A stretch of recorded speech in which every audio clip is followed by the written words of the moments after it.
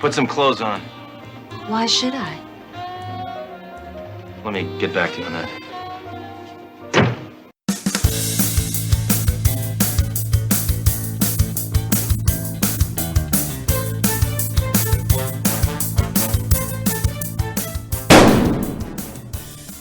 How are you, Ian, you bolshy scum sucker? I'm fine. I was sure you were going to open in Russian today. You have more faith in me than I do, certainly. Things good? Not too bad at all this week. What were you up to? Up and down, in the country, saving lives, these sort of things. Are you a part-time superhero? Well, I don't want to take credit for anything in particular. Okay. Leave it at that. Vigilante, they say. I prefer vigilantes to superheroes. Much more real. Yeah. Man with a gun, that's all you need. Like Sledge. Or a cape. Capes are good for concealing yourself. Rapping. Flying, yeah. Nothing to do with this week's episode. No. I also like the fact you've just given up on the trust thing at the start. I forgot about that, yeah. Do you trust communist scene? Implicitly. Good. One for all for one. I believe you used to be a member of the Communist Party. That's the Musketeers, sorry, I'm getting confused. Is that not true? A member of the Communist Party? Yeah. I've never been a member of the Communist Party. I'm sure I've seen you in the city centre of Glasgow, standing at a little stall, handing out flyers. No, that was my twin. Ah. What do you think of this week's episode? It was of its time, I would say. Certainly. Smack bang in the middle of the Cold War. Yeah, I don't think it makes sense out with the context of the Cold War, but we remember it just about. Yeah, I mean, we do. There's a lot of TV shows, a lot of movies, certainly coming from America at that time, which touched on the subject in varying degrees of sensitivity. Yeah, no, absolutely. It's very 80s, isn't it? It's all very 80s. It didn't really progress. Certainly, and I think that for different reasons, without wanting to go down a political route here, the UK, people born and brought up in the UK would have a slightly different view, a more, not saying sympathetic view, but a less antagonistic view of communism. Yes. It's not something that to be as feared and derided and disgusted as it would have been in the States, and that's obviously due to the fairly recent history. I'm talking 50s, 60s, 70s. But they were brought up to, obviously, many of them, to fear and hate anything that wasn't capitalism. Yeah, and I mean, it's just another variation on the things that you see in politics nowadays. There's always going to be an other, and communism is obviously a convenient one at the time. I mean, I remember the fall of the Ceausescu's and the Berlin Wall coming down, but I don't remember anything much that went before in terms of what communism was like for people behind the Iron Curtain. No. I'm a bit young. Well, even if you weren't that young, you wouldn't have experienced it anyway. That's true. Putting politics to the side, Ian, will we start this week's episode? Well, let's go with the usual beginning. And what's that? Well, my summary. Crack on. In Comrade Hammer, Sledge and Dory are charged with ensuring the safe transport of Professor Vronsky to Springfield for a conference. With the KGB lying in wait on the train, a series of confrontations follow as Hammer puts the best of America up against the communists.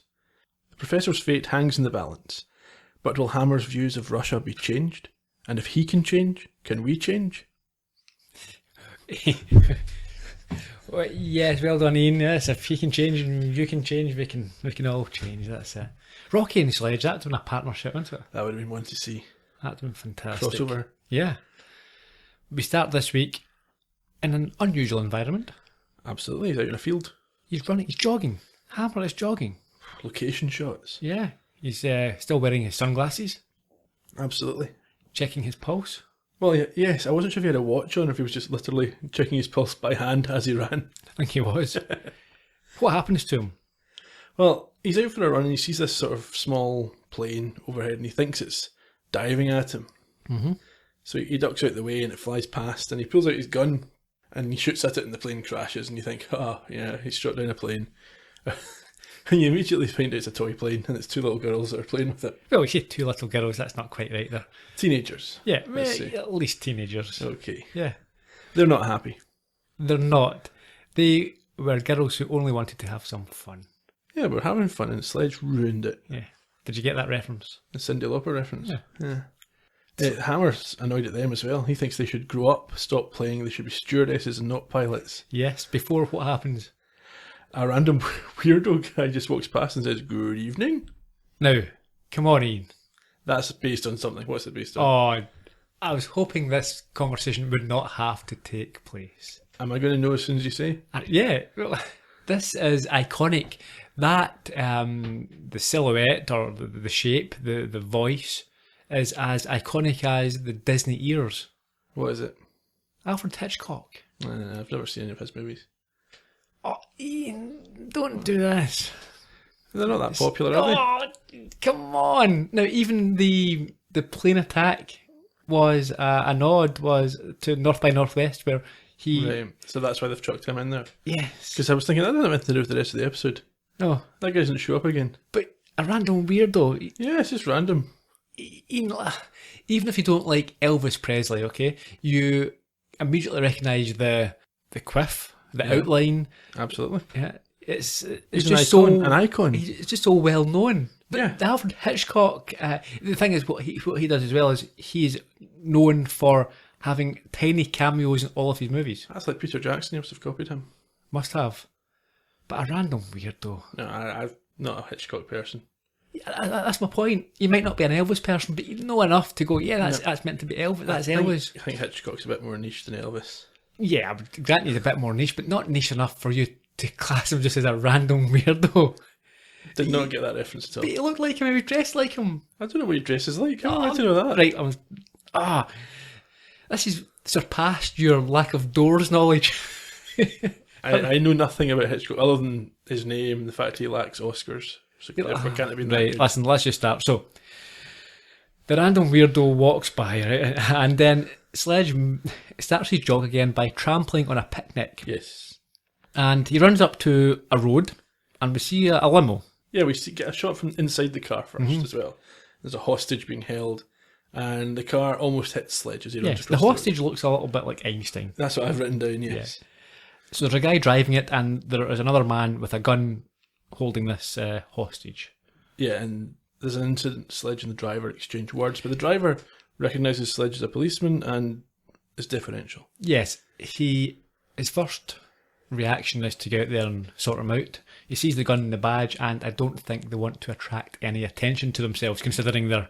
Well, they're committing an act of war by operating enemy soil. Sledge jogs on, and at this point, because of the confusion, the victim is allowed to make a break for it, and he runs after Sledge looking for help. Yes, and the people who were holding him do not shoot at him because they've been instructed to take him alive. Sledge is unsympathetic after he hears this chap's accent. Yes, he makes a lot of disparaging comments about the Russians losing the foot race as well as the arms race. And when the guy asks for help, he says that you're a communist, you're beyond help. However, the man pushes the right buttons. He does. He pulls out his patriotism and he wears it on his sleeve. Yep, he plays his ace card and says that, or he says, "God bless America." Yes, and Sledge is immediately persuaded. He is. You could not say that and be lying. So, Sledge takes him back to the precinct and we go to Trunk's office. Yes. Where Trunk himself confirms who the man is, and we find out some more about him. Hammer, according to the embassy, this is Professor Vronsky. That's who I am. Well, if he's a professor, how come he doesn't speak English better?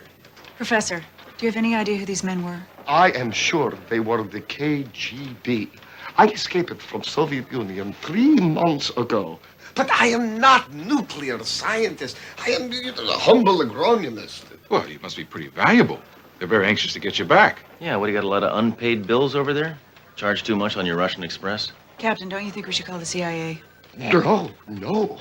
The CIA could have the spies from the KGB. You can't trust any of them. CIA, KGB, IRS. No. The only one I trust is YOU. Apparently, the professor is flying to Springfield for a top-level government conference tomorrow morning. Captain, flying to Springfield means 2 changes of planes. Planes mean airports, and airports could mean trouble, sir. She's right. They can lose your luggage like that. I must get to Springfield safely. Dory suggests they use an alternate form of transport that people don't use anymore. Which is? Stagecoach. Sledge is less than delighted by the thought of being cooped up.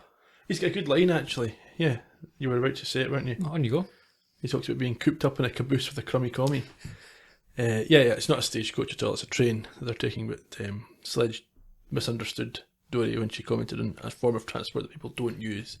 So I assume the trains have been going out of fashion for a long, long time because they're still not quite gone. So we're on the train next, and just as Sledge tells Professor Vronsky he is safe and that no one else knows he is on board, he is immediately approached by a woman who knows him. Yeah, it's absurd, but okay. Sledge grabs her, pats her down, and the professor informs Sledge that she is also a professor, a Johansson, who is there, or who's going to this conference to speak. Yep, she ends up sharing a cabin with Dory. So they follow the guard through a stable carriage. There's some good lines in this little scene. I mean, first of all, Sledge confides in his colleagues his only fear. Yeah, world peace. World peace. And he makes another reference to his ex-wife. Yes, he's vowed never to sleep with cows again. Yeah. I hate to think I'm sharing my room with a cow. I swore I'd never do it again. So they're looking for their separate rooms. Sledge is sharing with Vronsky, and as you mentioned, Dory is sharing with Johansson.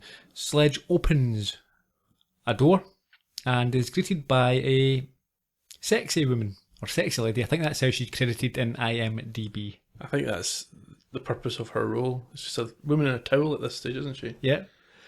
And it's the clip we heard at the top of the podcast. Yes, he wants her to go and put some clothes on, but he's not sure why. Why? I don't think he does want her to, but he doesn't. I think he hasn't thought it through. He's given an instinctive response. Yeah. Stop embarrassing me. So he leaves, and as they take to their individual rooms, we see the two thugs from the limo watching on. Yeah, we don't understand or learn how they know exactly which train they're getting, where in the train they're going to be, and what the secret plan is, but they know. So we're in Sledge's room, and Vronsky complains about claustrophobia. He has spent many years in a place like this. Yes, and this is an attack on Russian culture, is it not? It is. What does he say? He says, he's asked by Sledge if he was in prison, and he says no, he was in a luxury condo in Moscow. And we've got some nice physical comedy, some head bumping going on as this is playing out. Yeah, there's a few bits of sort of slapstick or physical comedy in this episode that were fairly nicely executed. The professor wants to stretch his legs, but Sledge tells him, no way, it's not safe enough. Vronsky then says there's only two things that can relax him. Yes, chess and Sex. And Sledge is not volunteering for one of those. No, they end up having sex. Sorry, playing chess. Or Sledge's variation of chess. Yeah, they finish the game a wee bit later on. Sledge explains that he doesn't need to relax because when he became a cop he had his nerves removed. We briefly go to the henchman's room, and what are they doing? They are admiring a pin-up in a magazine. Yes, from the Russian version of Playboy. It's some kind of missile carrier. Yeah. I'm not quite sure who the target of the humour in this episode is. Sometimes it does actually seem to be the Russians. Yeah. I liked the password for the Russian cabin. I didn't get that. What was it? No, the door's knocked and the first guy says Rimsky and the woman outside says Korsakov. Obviously Rimsky-Korsakov's a composer. It turns out that it's Johansson and she is a KGB agent. She's in charge of the other two, I think. Yeah. She's been, because they failed previously, she's been sent there by the top boss to make sure their mission is accomplished. Did you suspect that Johansson would be involved? Right away, yeah. When she showed up and said his name. Even Sledge suspected she was involved. As part of her plan, she hands them some clothing. Yes, they've got like bellboy type uniforms. Which goes in decadent bourgeois waiters' jackets. And then she gives them a slap communist style. Yes, equal opportunities. Back to Sledge's room. And after he plays a checkers move on the chessboard, they switch to a different pastime. I am still not quite used to your American customs. What do you mean, like freedom of speech and the right to bear arms? Things you Ruskies don't have? The Russian people are victims of their leaders. Just like you Americans. Shut up. Don't confuse me. Hey, let's play a game I like, huh? Target practice. What is that? It's a target. It's what, you never saw a target before? Oh, in Russia, we practice by shooting at dissidents. Well, here we call them liberals. If you don't mind, Inspector, I'm too nervous to play. Fine. Okay. All right. Red square. I think Hammer thinks he's funnier than he is with his Russian puns. I think he's pretty funny. Oh dear. I did like Red Square. That was okay. So after Vronsky knocks Sledge's bunk bed up while Sledge is in it, they agree to get some air. Hammer's going to go and check if the coast is clear and immediately spots a threat. Yes, I like this, did you catch it? The demo from the limo. Mm-hmm. Before he identifies him, they have a little Peekaboo? peekaboo exchange. And then there's a chase into a carriage full of People dressed identically. a waiter's carriage. So Sledge has a bit of trouble identifying the guy initially, but he eventually spots him and he backs him up physically with insults and out of the back door. Yes, he says he's going to send him back to Russia, to the Siberian prison camps and so on. And the guy jumps off the train. Does he jump or does he topple? I think he falls. I don't think he jumps. I thought he jumped. I also thought it was for Hammer, as we know, is generally all talk and doesn't do a lot of damage to people. But at this particular point, I mean, we see later the guy's unharmed, but as far as Sledge knows, the guys fell off a train and in those circumstances would be dead. Probably. Well, it was the last carriage, so maybe not. It's just like an 8-foot fall or something. Yeah, off a moving train. Yeah, but the train's going away, so he's just going to land on the ground. He might get grazed and cut and be okay. The train is going away. He's at the back of the train. Yeah, I know that. So it's not that the train's going to run over him. No, of course not, but it's a moving train. Have you ever... Nah, I've never jumped off a moving train. Nah, okay. I'm saying it's survivable, that's all I'm saying. Potentially survivable, but very probably... I think in a cartoon you would look back round and he'd be shaking his fist. Yeah. Anyway. As Sledge returns to his room, he brushes by the sexy lady again, who appears quite taken with him, and Sledge is a bit flustered. Yeah, I kept missing her out of my notes. I don't actually have her appearances written down, so did she say anything? I can't remember this time. She says a few things. I think Sledge at one point tells her he will get her in a chokehold, and she seems quite up for that. Yes, and at one point she arranges to see him later, I think. Yeah, that was a chokehold. Is that the chokehold Yeah. one? Okay. Back in Sledge's room, he is shocked to discover... The professor's gone. Yes. Dory and Johansson then arrive, and I like this. He tells them first that he has lost his ticket. Yes, which is in the professor's trousers. As Sledge and Dory argue a little bit, who turns up? Well, the professor turns up unharmed, but he makes a critical mistake. He puts his hand on Sledge. And we know that there's a trope looking to people putting their hands on Sledge's shoulder. He'll toss them over that shoulder, flat on their back. Yes, it's a reflex throw he has. Yes, he's done it on numerous occasions. So from then on, they agree not to take their eyes off Vronsky, but are immediately plunged into darkness. As the train enters a tunnel. Yeah. I loved... Okay, they come out the tunnel and the professor's gone. Uh-huh. And I loved Sledge's plan. Wait to the next tunnel and they'll come back. Come back. Yeah. When the lights come back on the first time, Vronsky is gone, but the sexy lady is there in his place. Yes. This is the point where Sledge dismisses her, tells her she appears again, she'll get put in a chokehold, and I think she suggests 8:30 for that. Yes. In the corridor. Somebody's pulling the emergency cord. Yes. It doesn't say who, but I guess Johansson? And no, before that, we've missed a nice Have we? What scene happened? yet. There was a Twilight Zone encounter. He opened the first two doors and it was exactly the same people. We find out they were going to a twins convention. Yes, I like that. That was a good one. But as you mentioned, yeah, the emergency brake has been pulled and Sledge is caught talking to Gunny. Yes, by Dory. Uh-huh. But he covers up. He does. As Dory goes to find the conductor, Sledge tangles with one of the henchmen who has a gagged Vronsky. Yeah, there's a scuffle that follows and it ends with the KGB agent not disarming, but knocking Hammer back on his backside and pulling out what appears to be a garrote wire of some kind. Yeah, I think this is in the sexy ladies' room. It's possible.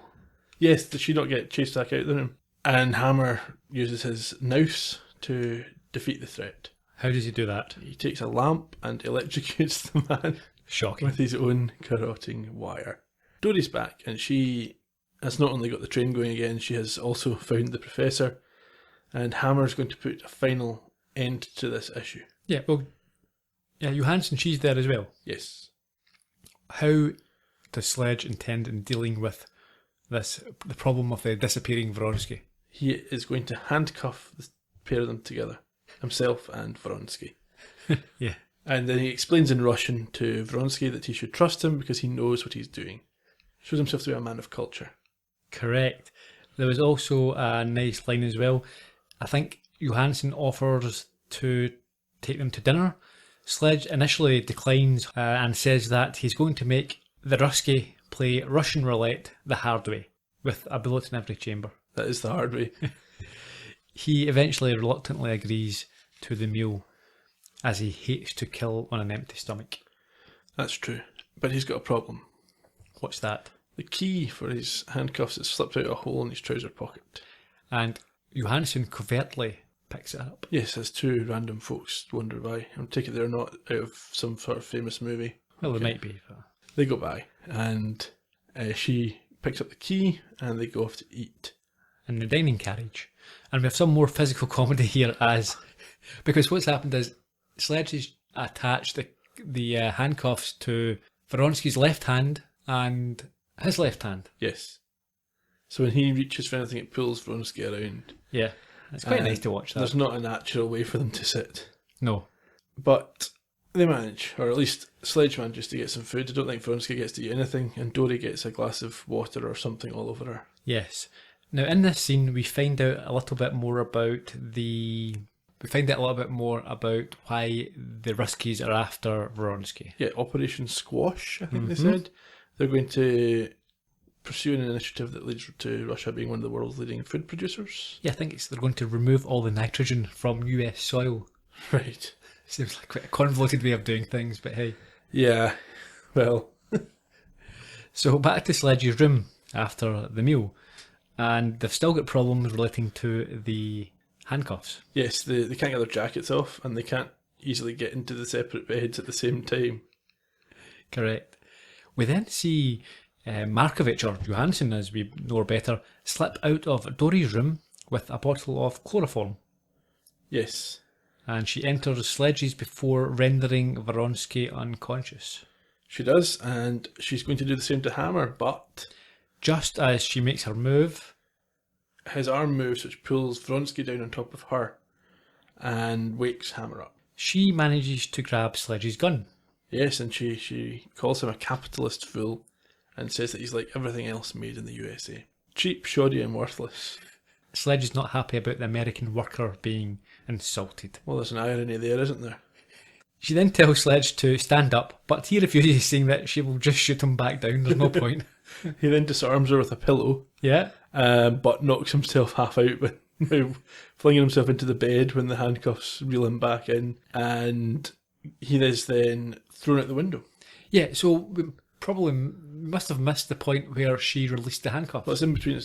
So he's still attached at that point, and he hits his head off the bed. He's kind of woozy. She detaches them and throws him out the window. And that wakes Dory up. Dory enters to see Sledge clambering back through the window of the train, and he's in a right mess. I don't really understand what's happened here. He's got tumbleweed attached to him. His face is all dirty. Why is he not just at the side of the tracks? Why is he still in the train? He gripped on at the last second to a barrier.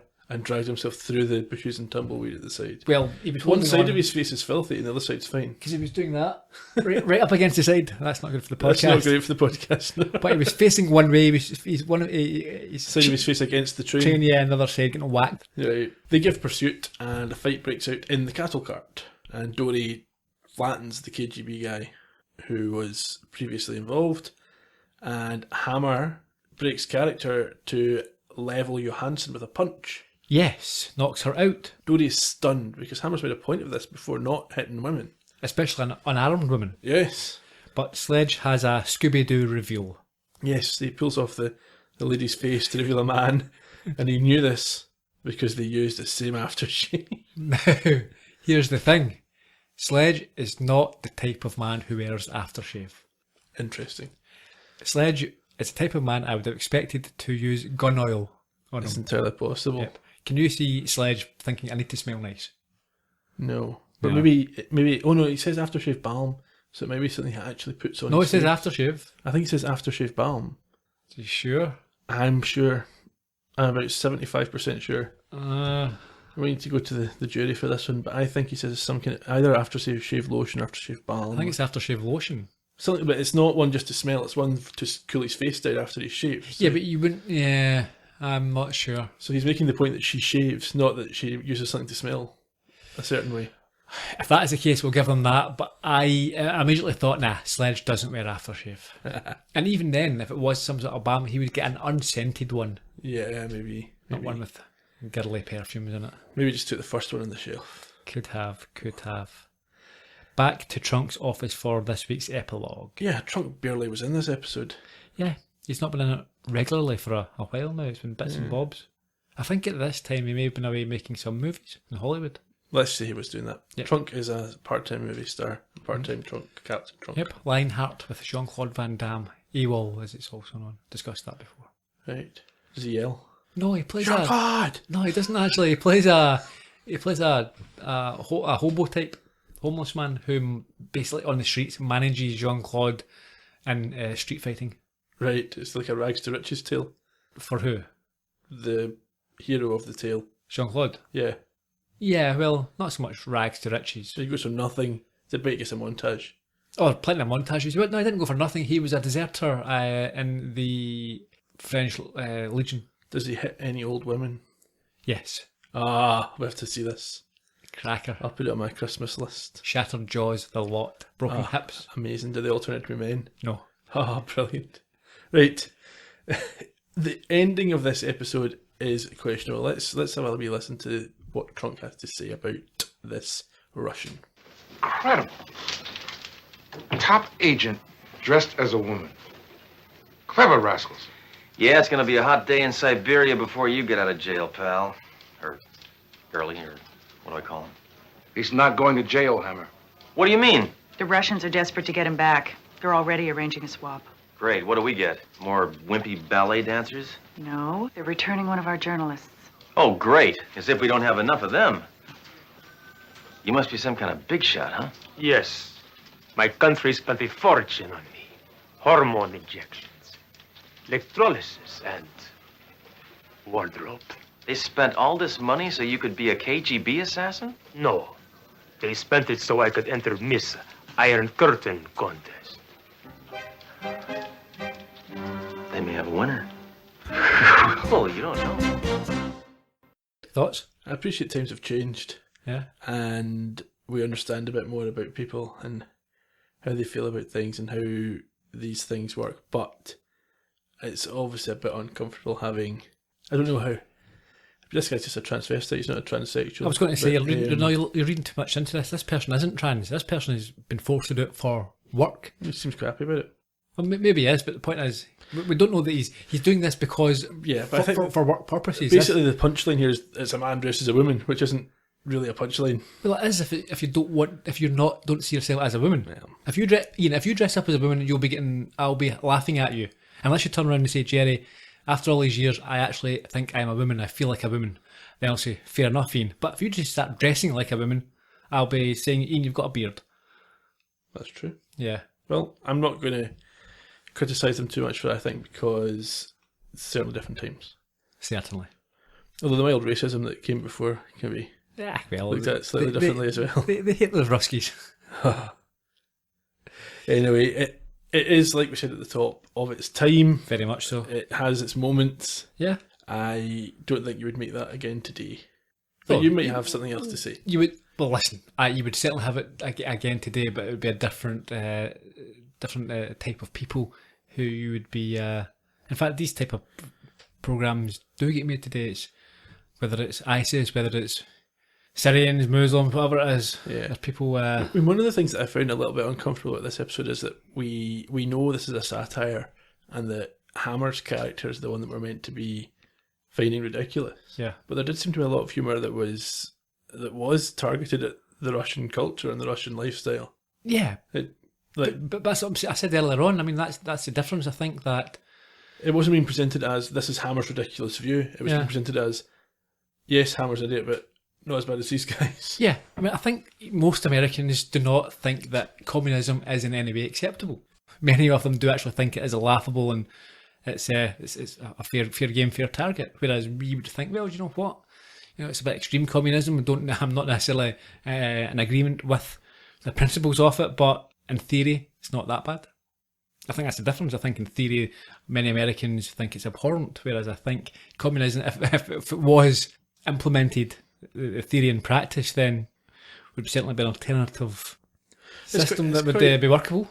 It's quite interesting as well, because one of the criticisms is that the leaders are benefiting from this and that the people suffer. But it's quite interesting that you've had an election in America this year where it's been decided by people who are unhappy with how they're treated by their government. Yeah. And they've completely rejected the existing system, which wasn't communism at all. Time will tell. But time will tell. But it was also that there were a line in there as well who talked about... Yes, he talked about the people being the victims of the government, not the ones to blame. And I think that is going to be very relevant in years moving to come, forward, yeah. Anyhow. Production information. Okay. 21st of February 1987 was the original air date. Directed by Bruce Bilson. This is his second and final of 2. His previous episode was Colour of Hammer. Tony DeMarco was one of the writers. He was involved with Love Boat, Happy Days, Scooby-Doo, Laverne and Shirley.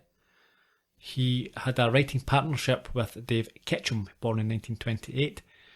This was his first of 4 Sledgehammer episodes. As an actor, Dave Ketchum was in Happy Days, The Odd Couple, That Girl, Andy Griffith Show, Get Smart, Camp Runner Mock. As a writer, he had credits in Love Boat, T.G. Hooker, Happy Days, Scooby-Doo, MASH, Laverne and Shirley. Guest stars. Did you recognise Professor Varinsky? Yes, I mean, I half expected his satanic group to come and rescue him during the episode. Indeed, it was Mark Blankfield who played Slag in Estate of Sledge, and this is his second of 3 appearances in Sledgehammer. Lee Garlington played Dr. Johansson, aka Markovich. Born in 1953, she has been in The Bridge, The Killing, West Wing, Everwood, NYPD Blue, Buffy, Friends, Arresting Behaviour, Roseanne, Lenny, LA Law, Psycho 2 and Psycho 3. She also starred as a baddie alongside David Rashi in Cobra. Right. Lisa Strong played the sexy lady. The first of 2 Sledgehammer episodes for her. She has been in Scandal, Mysterious Skin, Shameless, General Hospital, Murder, She Wrote, Dharma and Greg, amongst many other things. Still going strong. In terms of trivia, we discussed that at the top. Your lack of Hitchcock knowledge, yeah. Favourite lines this week, what do we have? I like the Rimsky-Korsakov password. Okay, and I'm going for Sledge is afraid of nothing except world peace. Fair enough. Next week, Jagged Sledge. We're getting near the end of season 1, 2 episodes to go. I believe so. Getting exciting. Jagged Sledge, does that mean anything to you? I'm guessing Jagged Edge, but I don't know what that is. Do you not? No. Okay. Is it Hitchcock? No. Okay, well, I would have explained it. We've got time to I ask wouldn't have explained this week's episode. It's not No, going to... no, I wouldn't have explained anything. No. I was just fobbing you off a wee bit there. Yeah. Anyway, yeah, go on. I'm going to take this opportunity to implore our listeners to jump on iTunes, rate, review the show. Please, it only takes 5 minutes. You'll have to do it once. We'll start offering free gifts if people do it more. We might not. You can chat to us on social media, on Twitter and on Facebook. We're at Sledgecast on both, and on a week-to-week basis, each podcast episode and episode of Sledgehammer itself have a post on sledgehammerpodcast.com where we discuss the ins and outs of the show and of the podcast. That's us. Yep, Rice Krispie. Frosties.